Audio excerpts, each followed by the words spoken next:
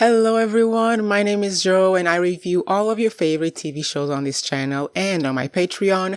I'm doing a lot of them. Usually I list them in these intros, but I will not. Let's get to The Studio Season 1, Episode 3, because I'm loving this show, and if you are not, you're wrong. Alright. I'm going to start by breaking down the episode and what happens in this specific The Note episode. I'm going to give you my thoughts, insights, comments, and then I'm going to move on to analyze some other aspects that you might have missed, details, shot analysis, some comments that I might want to make about certain characters or whatever. If you haven't watched my review of episode 1 and 2, click the link here, I think, to get up to date with my impressions of this show, which, if you can't tell, I am loving it. This episode, as I said, is called The Note. Now, this show is an episodic show, so in every new episode, there's a new situation to face, a new conflict to resolve, a new issue to deal with. And this is what we see the team doing. The team, meaning Matt, played by Seth Rogen, Sal, played by Ike. I never know this man's name. The character that Kathryn Hahn plays, and the other character whose actress's name I don't know, and whose character's name I don't know either. Guys, if you're new here, welcome. I never remember anyone's names, but I will get there in time. The team goes to watch the final cut of the new action Ron Howard film starring Anthony Mackie and Dave Franco, which is funny because, well, I mentioned the James Franco thing last review, so yeah, I like that. The team loves everything about the movie except the final scene that lasts 45 minutes and is boring as shit. So then the conflict of the whole episode is these people trying to find a way to tell Ron Howard he has to cut that part of the film. He has to cut the final 45 minutes. And they all try and they all fail until the end, and this is why they fail. Matt can't do it because Ron Howard still at this point likes him, and he doesn't want him to not like him, and he doesn't want him to remember that way back when Matt apparently watched the final cut, the first screening or the private screening of A Beautiful Mind, and told Ron Howard to, not do the plot twist. Matt doesn't want him to remember this, so he doesn't want to give him the note, because if he gives him the note criticizing the new movie, he will remember about the note criticizing the past movie. So he doesn't want to do it. The new young exec, ex-assistant tries to do it, and she would have been able to do it, but then she sees Anthony Mackie, who is her favorite actor, and she loses her marbles. Literally, she starts bumbling band of baboons. She starts babbling like a bumbling band of baboons. Yes, if you're new here, this is also the channel where I insert random references to completely unrelated things whenever I feel like it. Welcome. She isn't able to tell him about the note. Then we see Patty, by the way, my favorite character, and baby girl Patty not only doesn't give him the note about cutting the scene, but she praises him for his courage sharing such an emotional thing.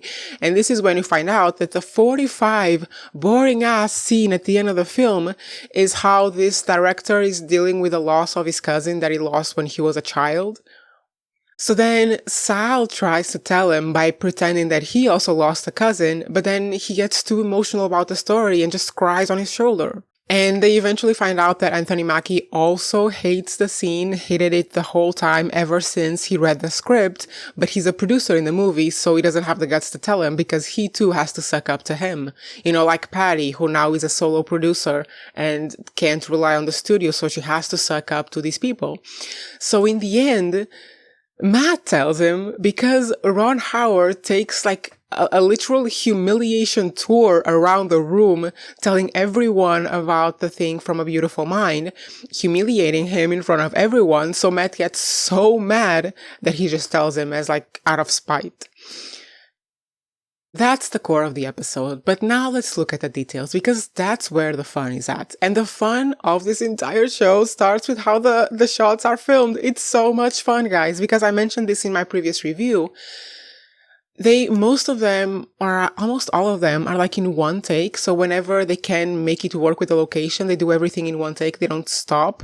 And you can see like how sometimes the actors break character a little bit, or there are like little fails that are included in the final shot that makes it into the episode. And it's just so goddamn fun. For example, there's this one scene at the beginning of the episode where the whole team is fighting because Matt is once again being a coward about doing his job.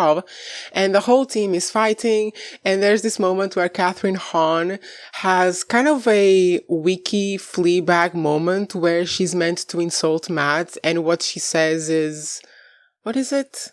I don't remember. She says a word that is like a flop. And then she immediately turns to her co-star and jokingly says, nailed it. And that's the kind of moment that you would see like in a blooper or like when they don't manage to do a scene. But I'm assuming that they're doing a lot of improv in these scenes and they have like this thing that people sometimes have on a set where no matter how bad the take is, we need to do it until the very end because they continue filming it. Like the actors continue to act and that's the scene that we see. But you can clearly see that there was kind of a mistake where she didn't say exactly what she meant to say. And then she immediately turned to the co-star and jokingly said, nailed it. Like, I didn't nail it.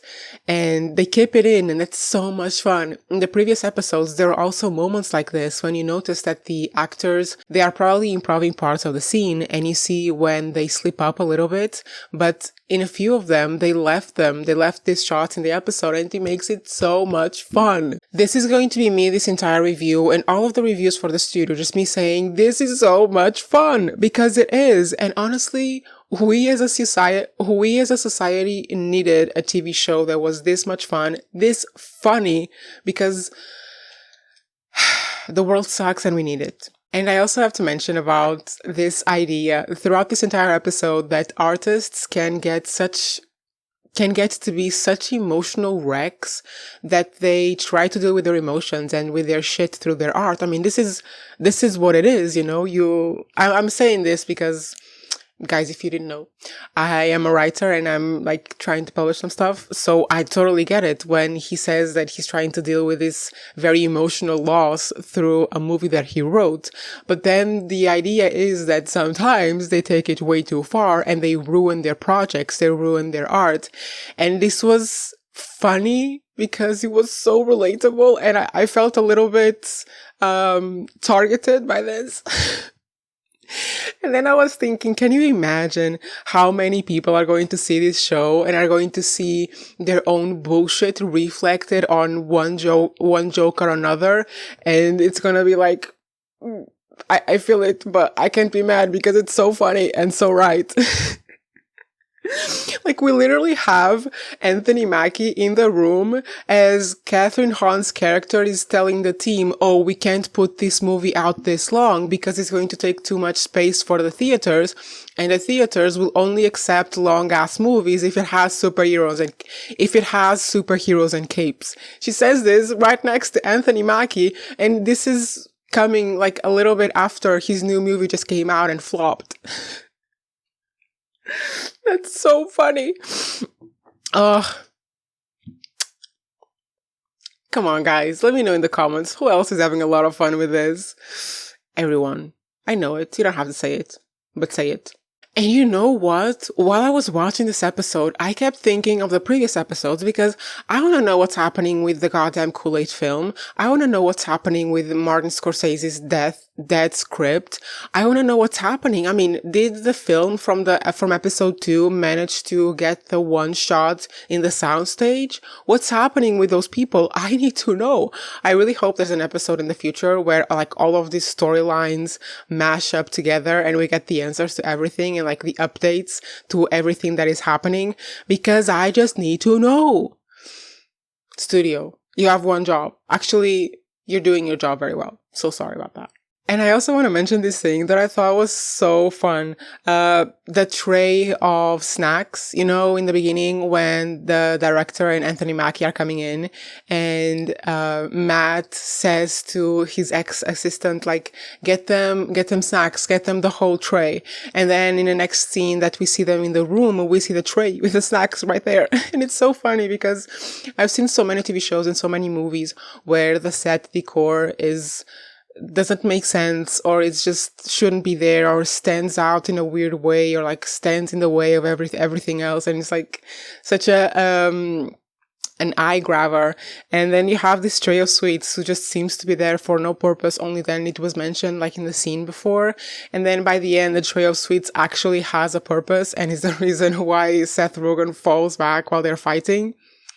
Loved it. And one thing that I also want to mention that I didn't really touch much on my first review is Kathryn Hahn, because I feel like with every episode it's getting like more severe because she is the head of marketing.